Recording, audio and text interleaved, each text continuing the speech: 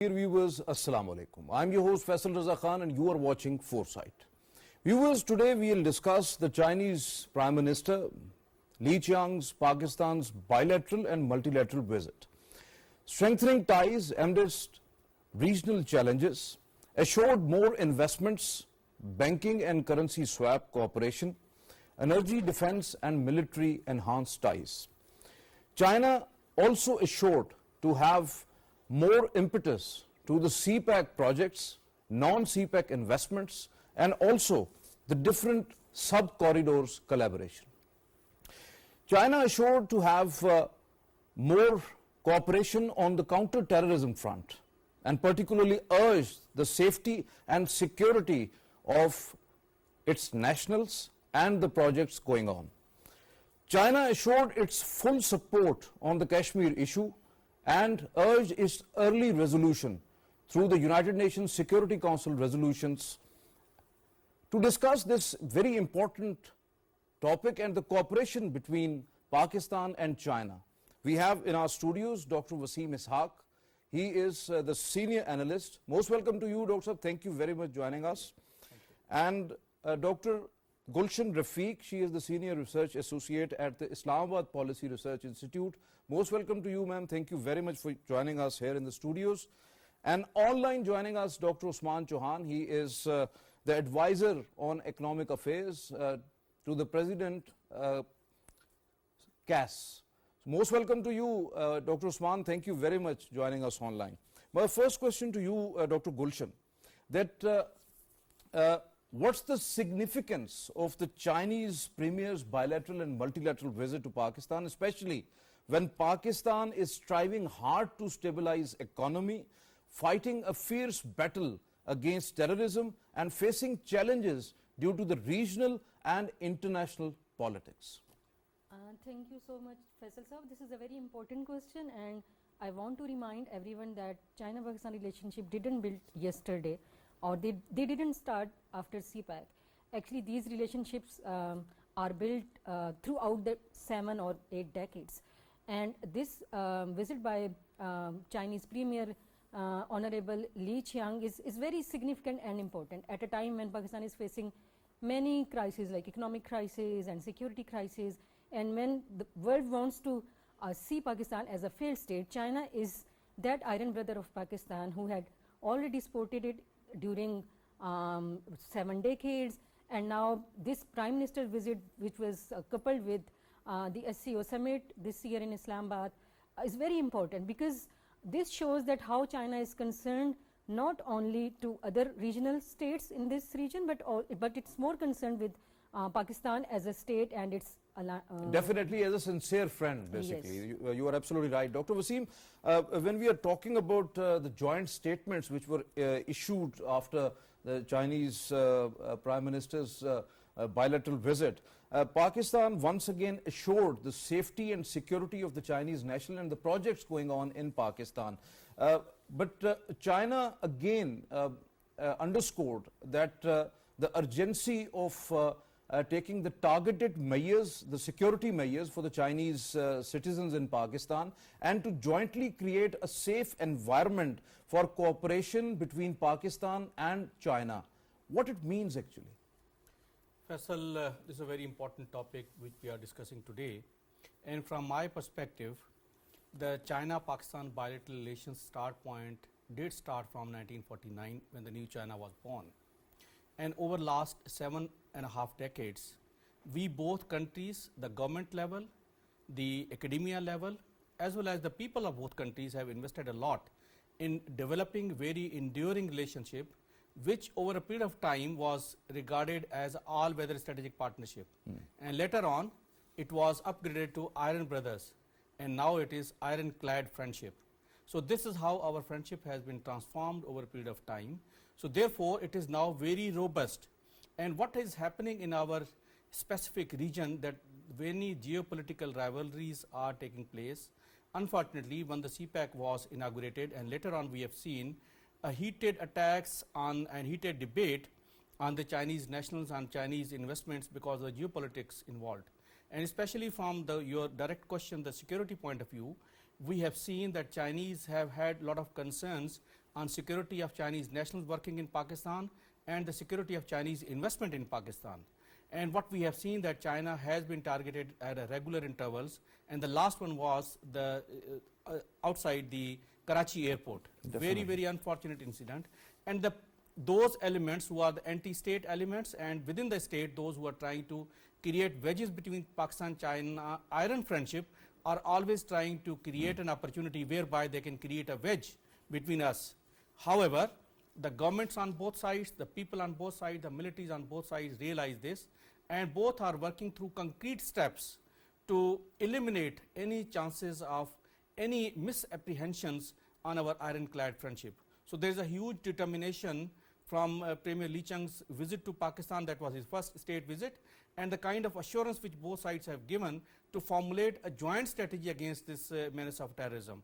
So therefore, I am sure both sides are now conscious to create an enabling environment whereby the security of Chinese nationals and security of Chinese investment can be ensured, and we will see a lot of things happening on ground. Definitely. Dr. Waseem, your point well taken. Dr. Gulshan, in the same joint statement, both sides categorically stated that in a transforming and turbulent world where major changes are unfolding at a faster pace, Pakistan-China relationship is of strategic significance, and any attempt to disrupt or undermine bilateral cooperation is bound to fail. What actually categorized this important phrase which was embedded in the joint statement? I totally agree with this statement, because when you translate the term iron brotherhood, like in China they call it Patiye, it has many dynamics, and its definition is not just iron brotherhood. It means that both the states, they would stand with each other during like all the weathers, either they are bad or good, they have to support each other. And this statement, it's very important, because South Asian region and the East Asian region, they are looking to major powers, and Pakistan in South Asia and China in East Asia, they are major powers, and China is definitely like one of the global powers, and its statement and its alliance with Pakistan is very important, because both have strategic cooperation, they have security cooperation, they are cooperating culturally, socially. There are many students from Pakistan who are studying in China, and once they come back, they become as good ambassadors, and same goes with Chinese students all over the world and in Pakistan as well. So this statement is very important, because this time is very crucial for both the regions. No doubt, no doubt. You are absolutely right. You are absolutely right. So, Dr. Waseem, Chinese premier shown strong support on the Kashmir issue, opposed the unilateral action, called it is a dispute left over in the history, and early resolution according to the UN Security Council resolutions and bilateral agreements particularly. While both Pakistan and China agreed on engaging Afghanistan, giving support in effective manner to counter terrorism, urged them to eradicate all terrorist groups who have took refuge at the Afghan soil. How do you see it? Both China and Pakistan have always been supporting each other through a comprehensive strategic partnership. Pakistan has always believed and supported in one China policy, and Pakistan always have assured China that Pakistan always stand by China on account of Taiwan and on the account of South China Sea disputes, on which the different people have their own perspectives. And China is one such country, has stood by Pakistan on the issue of Kashmir on all the fronts and all the forums, and their support on Kashmir issue has always been unstinted. So therefore, what I can conclude from their recent discussions, that the principal stance of China supporting Pakistan and Kashmir to be resolved as per the UN Security Council resolutions is a principal stance, and that has been reaffirmed during this visit. And similarly, Pakistan has also reaffirmed its support for one China policy and reunification of China as one nation with Taiwan as its province. So it's a very positive development, and both countries have urged and given a support to each other, and also have radiated a strong signal to the outside world that both countries, their ironclad friendship, stand together in times of crisis as well as in times of good things happening. So now, since this region as a whole is going through crisis of turbulence in the form of instability and terrorism emanating from Afghanistan, and we have seen instability in West Asia. So therefore, despite having turbulence, both China and Pakistan are still trying and working hard together to keep this region safe, peaceful and prosperous. And also in the form of CPEC, they are moving ahead with the development projects with the ultimate aim of common development and creating a community with a shared future and a shared destiny.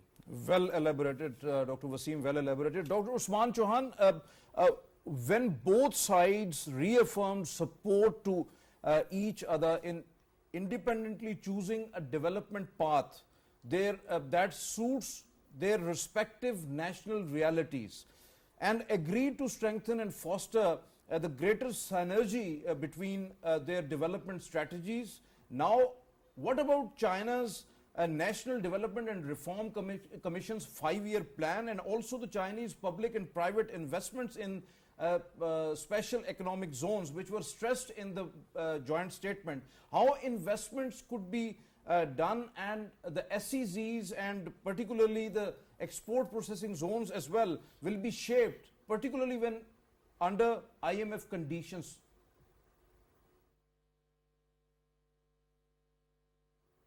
Dr. Usman. Thank you very much. Bismillahirrahmanirrahim.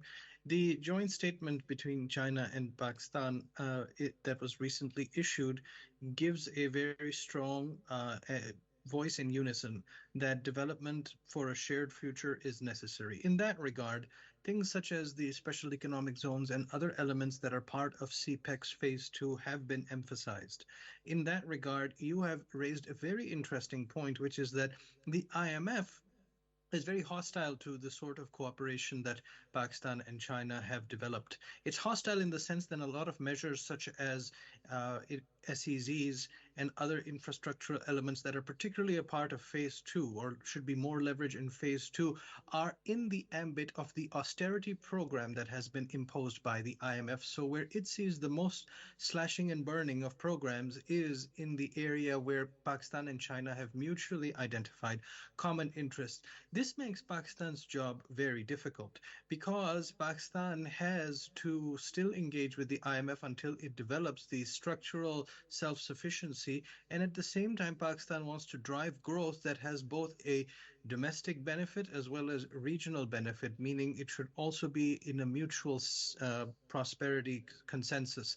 That means that the IMF will continue to do this. It already does it in terms of the austerity measures that I just mentioned, but also it has emphasized the profile of Pakistan's debt, which is sort of disingenuous because Pakistan owes a significant amount to its own domestic banks, and it also owns in terms of its foreign obligations to the multilaterals. So this means that Pakistan is having to maintain a difficult balancing act because Pakistan wants to cooperate strongly with China, and at the same time Pakistan wants to make this the last IMF program ever. Your point well taken, Dr. Usman. Dr. Gulshan, how do you see the Pakistan and China welcoming the active participation of the third parties into the China-Pakistan economic corridor?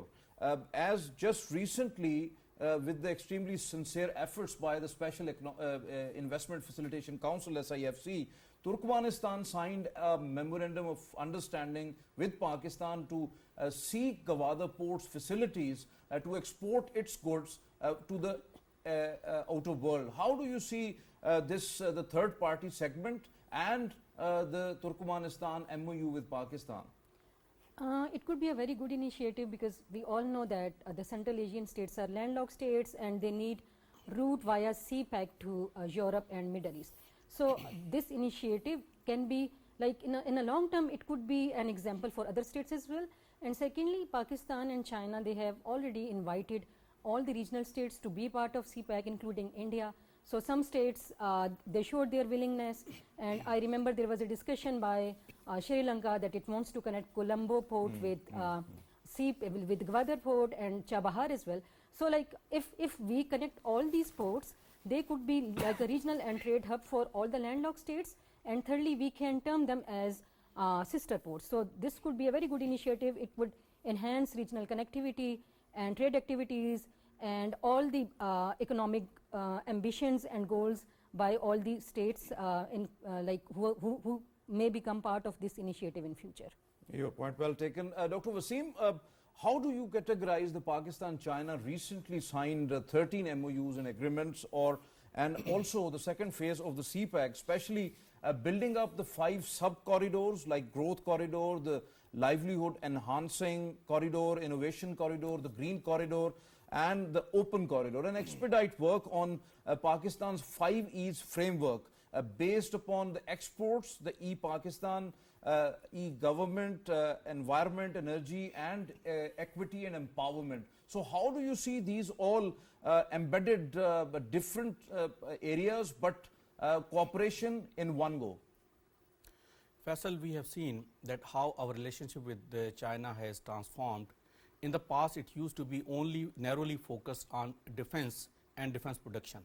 But since last about 2.5 decades, it has become more multidimensional and multifaceted. And CPEC is one such example whereby we can say that other than defense and defense production, our now bilateral relations with China and bilateral investment with China has become much more dynamic and much more diverse. The kind of agreements which we have made now, and especially on account of all those E's which you just highlighted, the China is now a tech hub of the entire world. China is highly sophisticated and has got a huge infrastructure in terms of e-commerce and e-tech and everything. So Pakistan has a lot of potentials to benefit and also provide an opportunity for China for its investment into all these sectors. And this, the current agreement is, again, I would say it is all encompassing. It not only contains the defense part which used to be erstwhile bilateral cooperation, now it is a multi-dimensional cooperation, and this has been manifested by the recent 13 agreements which has been made. So it is a trade, it is economics, it is infrastructure development, it is the education, knowledge, people-to-people contact, and also this e-governance which we just highlighted. E-governance is just one component. So these 13 agreements, when they are fully operationalized, I'm sure by that time the phase 2 of CPEC, which would actually be finishing by 2030, at that time huge potentials for the employment generation in Pakistan would be there. And as per my estimates, which I have done through different analysis, more than 2 million jobs would be created only by completion of this CPEC 1 project, which has all these dimensions and facets.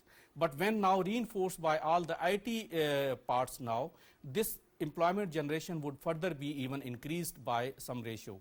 So in overall construct, the current visit of Chinese Premier has been absolute success. It was his first state visit to Pakistan, and the kind of agreements which we have done, I think a lot of homework was already in place, and therefore we were able to successfully conclude the multi-dimensional agreements, which when realized in full potential would be a great beneficial for Pakistan. Definitely, you are absolutely right, because when the digital linkages and digital cooperation would be there according to the digital Silk Road project which China has envisaged actually.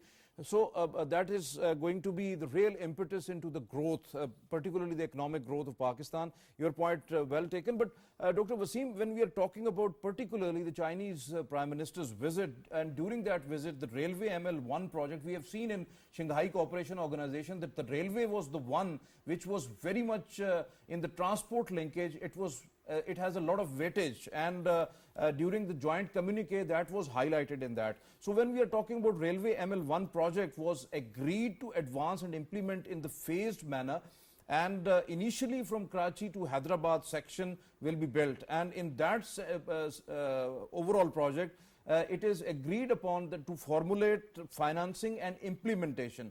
What was the reason behind to take it in the phased manner, and it till when the financial feasibilities and the implementation plan will be altogether finalized, because this is very important project regarding Pakistan's economic overall economic growth?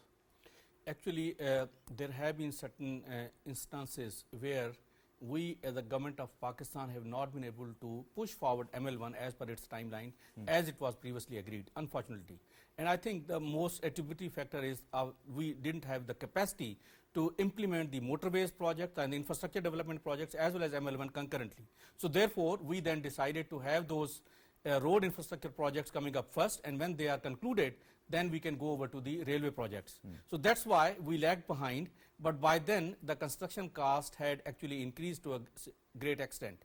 But what we have now decided that since the main link of motorway from Karachi to Peshawar is almost near completion, so therefore it is about time that we should now start focusing on the railway project. The phased manner, because now we are passing through a critical economic juncture whereby when we have certain liabilities towards IMF, the internal development budget is not significant enough, and then the allocation into CPAC for this ML1 is now has to be judicially utilized.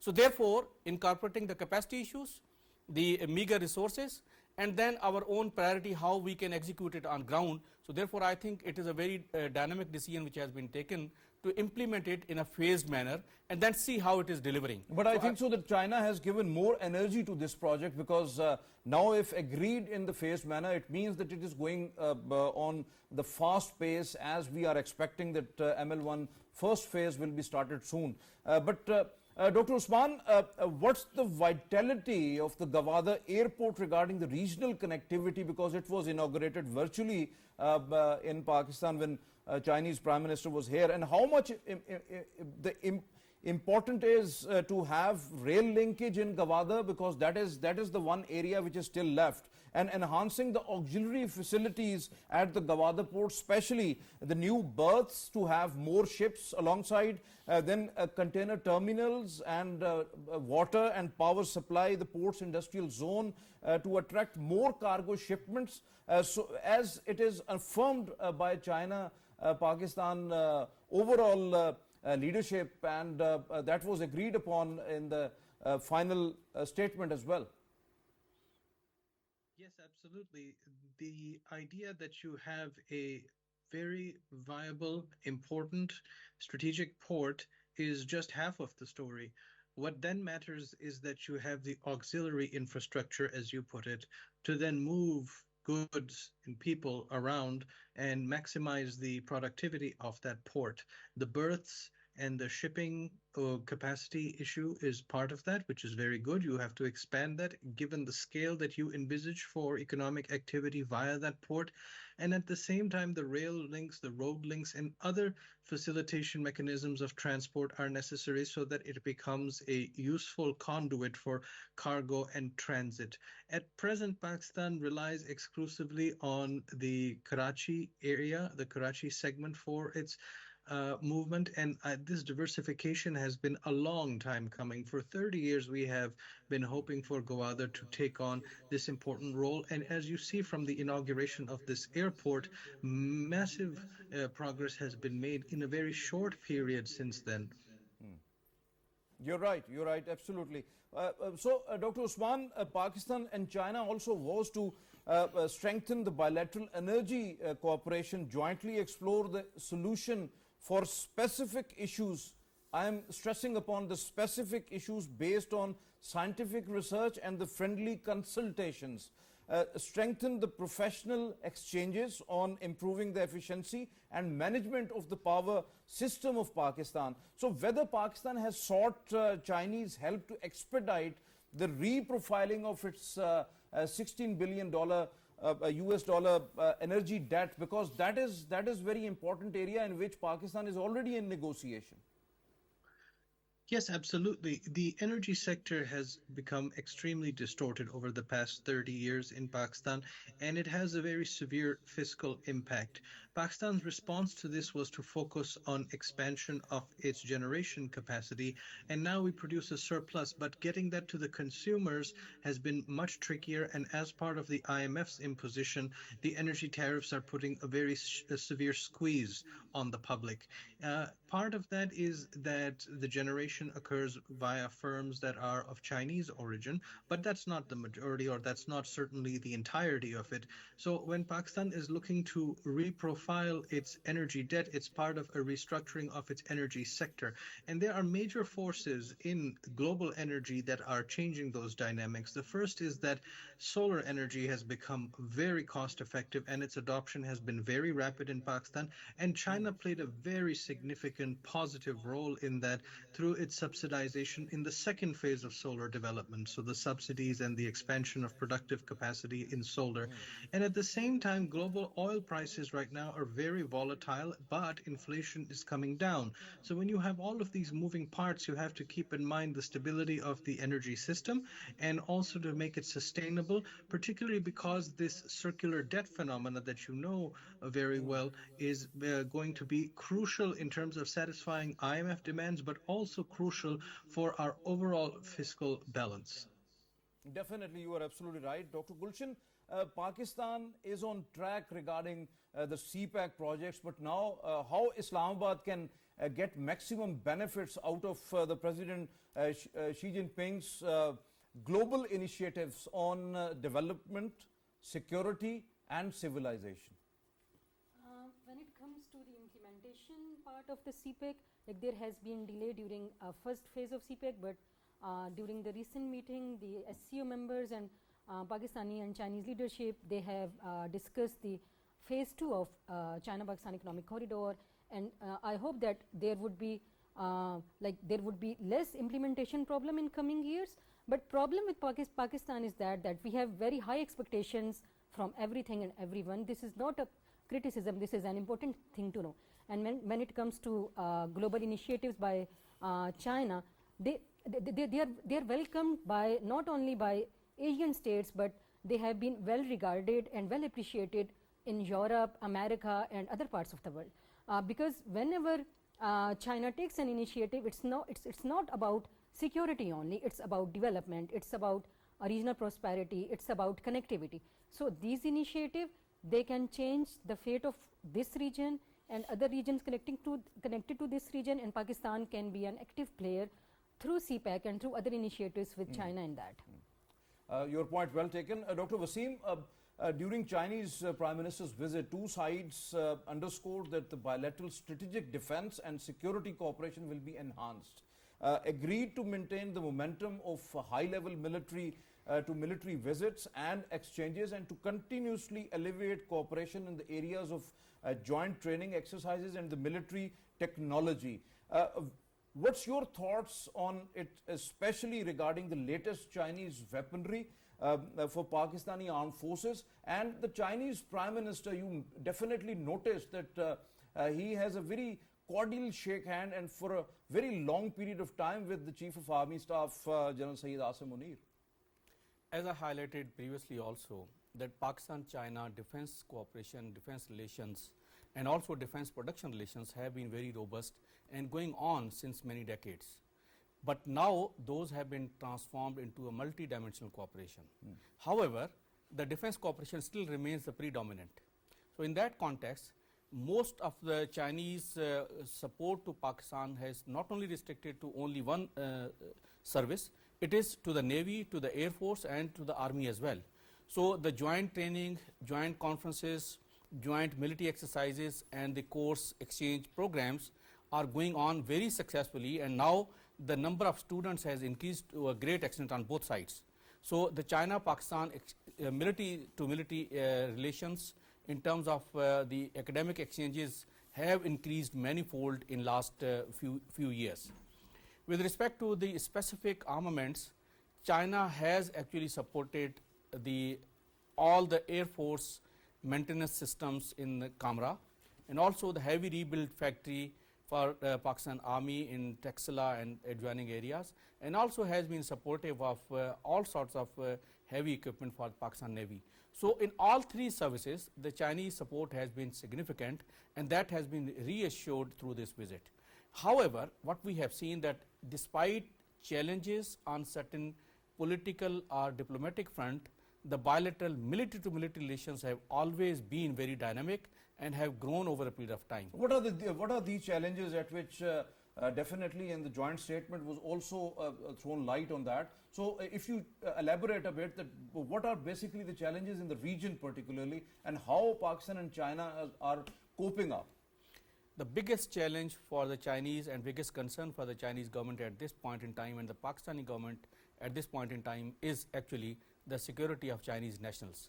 Unfortunately, we have seen so many suicide blasts happening against the senior Chinese engineers, and we have seen that that terrorist elements have been operating from our neighboring countries and with the support of our neighboring countries. So this is very unfortunate part.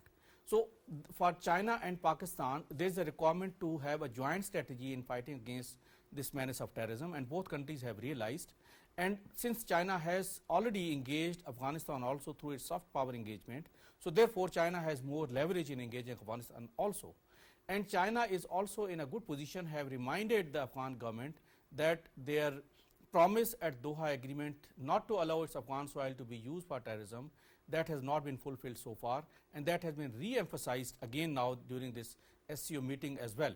So at the bilateral level and also at the multilateral forums, there is a great realization, and there is a great synchronization of working together against defeating this menace of terrorism. Definitely, you are absolutely right on that front. So, Dr. Usman, how do you see the recent investments agreements or the memorandum of understanding by the Chinese companies, particularly in ceramics, coal to chemical technologies, oil and gas exploration, solar photovoltaic technology, electric vehicles, along with that the agriculture, particularly the mechanization, tech exchange and capacity building, and along with that the mines and mineral sectors as well. And one of the very important aspect is the Chinese Prime Minister himself is very much acquainted with it, and he has graduated in engineering, along with that the agriculture mechanization, and he knows the business administration and all that. So he is the man who is driving this economic thing, leading from the front. So how do you see this whole aspect, because he is very serious in his approach? Yes, this is a very important point. Basically, when you look at the degrees of cooperation in terms of the sectors of the economy, China is cooperating, and it expresses its intent to contribute and cooperate in all three major sectors of Pakistan's economy: the primary, secondary, and tertiary. The list that you have enumerated includes a lot of things at the primary level, which is to say investment and cooperation in Pakistan's mining industry, the planning of mining industrial parks, downstream mineral processing, so the full value chain of mining, which would be very important for value added in Pakistan. And as well, in the primary sector, you find agricultural technical exchange, agricultural mechanization, plants and animals, prevention and control of epidemics, animal husbandry. All of these are important primary sector things, which is important to build a solid bedrock in the Pakistani economy, given its reliance on the employment side in the primary sector. Although in terms of value now, services are much more important. But in services, China has already done a lot of cooperation in Pakistan, such as telecommunications, Huawei being here and Zong being here, and all these large major multinationals of Chinese origin. So that's already very good. Then you have the secondary thing, which is the manufacturing. And in your previous question, you had mentioned the SEZs being important in that. So that has also been a key component in the joint statement, where it has been mentioned that these manufacturing areas. So when you study this document, the joint communique, you see that both sides have done their homework very well to point out that the three sectors of the economy are all drawing on maximal cooperation to build a richer and more complex economic architecture in Pakistan. So, Dr. Usman, how much it's important for Pakistan to have extension of the China-Pakistan bilateral currency swap agreement and strengthening bilateral cooperation in the financial and banking sectors particularly, while support each other within the region and international multilateral financial platforms, because that was agreed upon, but that is very important in terms of going forward in economy and to resolve all those financial issues in between. Yes, absolutely. In principle, having a larger amount of avenues and vehicles for the movement of capital between two countries that have good, friendly economic relations and overall relations is a good thing. So we already do have important rudiments of economic exchange from the currency perspective already, but this currency swap agreement's finer points are being pointed out, and I think this is very good. The importance of it, which is your question, will depend on how much cross-border trade occurs, because the swap agreement will maximize the value if there is a lot of trade happening. And so we have to be proactive from both sides to have both a high number of exports and high number of inputs. It shouldn't be lopsided on either side, and it shouldn't be a low volume. It should be a high value, a volume imbalance. For that, then you also have the point about multilateral financial exchange. So China is a very important entity within the mainstream old school multilaterals, which means the Bretton Woods entities such as the World Bank and IMF. But China has also diversified into new, in fact, not it has diversified, but not it has built them from the ground up, including the BRICS Bank and the AIIB. So China's strategy overall has been to not rely exclusively on them. If China had exclusively relied on them, then we would have a much smaller headache with the IMF. But since they have these new institutions, we have to also draw upon them for our development financing, the AIIB being a big example. If we join the BRICS Bank. There has also been discussion about an SCO bank coming up. These are all new avenues. And so when you have a more diversified portfolio of obligations, it makes it easier for you to spread the risk among them and make things easier for yourself. Because now, even now, we have an exorbitant and extortionary reliance on the IMF, as well as on smaller multilaterals of that old school genre, such as the ADB and the World Bank. So we have to cooperate with China, not just on the old, but the new. Definitely, your point well taken and well elaborated, Dr. Usman. When we are talking about overall framework regarding the youth and the digital entrepreneurs and the young IT professionals, Huawei and lots of other companies are going to train at least 0.3 million Pakistani youth in China. How do you see the digital linkages? My question is to Dr. Waseem, first to you, very brief, and secondly to Dr. Gulshan as well. How do you see this cooperation? Because that is very important when Pakistan has a lot of youth bulge, and we have to support them and we have to develop them in positive way for Pakistan's real-time development. I think Pakistan is fortunate enough to have a huge youth bulge, and unfortunately we didn't have the capacity to train, educate manpower through a skilled programs. Definitely. So the IT is one such sector through which, and the China is forthcoming for providing all this technical support for developing those technical skills for Pakistani youth. So I believe that there's a huge opportunity that is lying ahead for Pakistan, and the majority of youth can now be employed through a skillful manner, and also they can have a language program which can refine their skills along with the language of a particular country. So therefore, their chances of being employed into those countries or into the projects of those countries within Pakistan are actually maximized. Definitely. So therefore, and Dr. Gulshan, if you want to add something on that. Actually, China spends 6% of its GDP on research and development, and there are many cities in China which are known as the artificial intelligence valleys. And when it comes to IT and digitalization of all these things, it's very important to engage youth from Pakistan in China, because Pakistan has technical expertise and vocational institutes all over in its provinces. So like this youth bulge from Pakistan could be utilized as a very good resource, not only from Pakistan but for China as well, because China would also get benefit of it. So I totally I'm agreed with this initiative, and I totally support it. I think this could be a very good exchange program between two countries. Your point well elaborated, and thank you very much, Dr. Waseem, for being with us here in the studios, and thank you very much, Dr. Gulshan, for being with us here in the studios. And I'm really thankful to you, Dr. Usman, for being online and elaborated well and very candid views. Thank you very much for your presence. Viewers, as you have just listened to our panelists, it is important this Pakistan and China is the ironclad friendship means that it is going to be strengthened with the passage of time, and Pakistan and China are together in every thick and thin.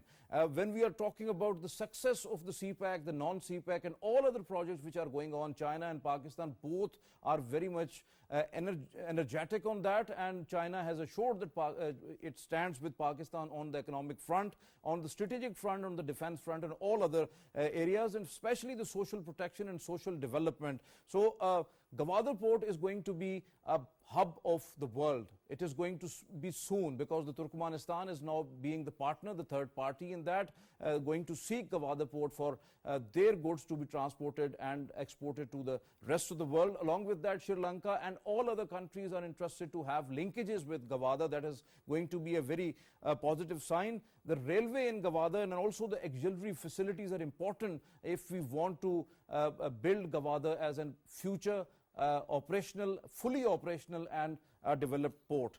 The debt reprofiling is very important between China and Pakistan, and soon as the joint communique tells us that China is going to resolve this issue and Pakistan is having in conversation with that. The global initiatives on development, security and civilization, these are the areas from which Pakistan has to get maximum benefits.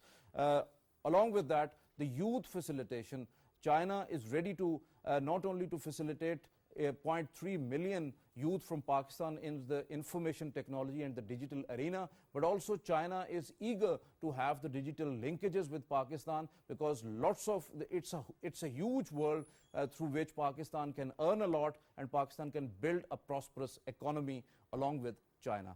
This is today's Foresight. It's time to sign off. Allah Hafiz and Nasir.